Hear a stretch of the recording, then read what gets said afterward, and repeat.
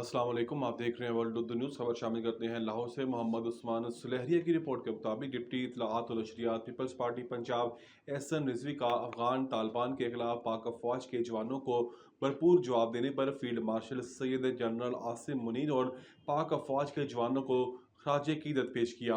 एहसन रिजवी ने कहा कि पाकिस्तान की सलामती पर आंच न आने देना पाकिस्तानी अफवाज के शोहदा की जुर्रतमंदाना इकदाम है। दुश्मनाने पाकिस्तान और दुश्मनाने अफवाज पाकिस्तान के कदम लड़खड़ा उठे और हमारे पाक अफवाज के जवान सीसा पिलाई दीवार बनकर अपने मुल्क और कौम की सलामती और हिफाजत के लिए बॉर्डरों पर खड़े हैं।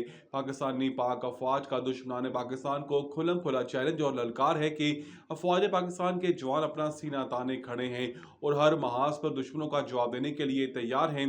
ऐसे नजवी ने कहा कि भारत, इसराइल और अफगान तालिबान होश के नाखुन ले, वरना पाकिस्तान को छेड़ा गया तो अफगान पाकिस्तान तो क्या, पाकिस्तानी अवाम अपनी अफवाज पाकिस्तान के साथ शाना बशाना दुश्मन का मुकाबला करने और वतन अजीज की खातिर मर मिटने के लिए तैयार हैं।